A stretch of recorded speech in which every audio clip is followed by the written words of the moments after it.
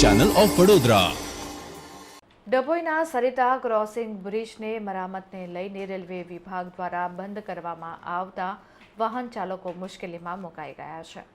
Dabhoi Sarita crossing બ્રિજને railway તંત્ર દ્વારા તેની મરામત હાથ ધરવામાં આવી છે, જેને લઈને રેલવે તંત્ર દ્વારા તારીખ 25 નવેમ્બરથી 30 નવેમ્બર સુધી સરિતા ક્રોસિંગની અવરજવર માટે બંધ કરવામાં આવ્યો છે, જે અંગેની નોટિસ મહુડી ભાગોળે લગાવાતા હજારો વાહન ચાલકો અટવાઈ પડ્યા છે।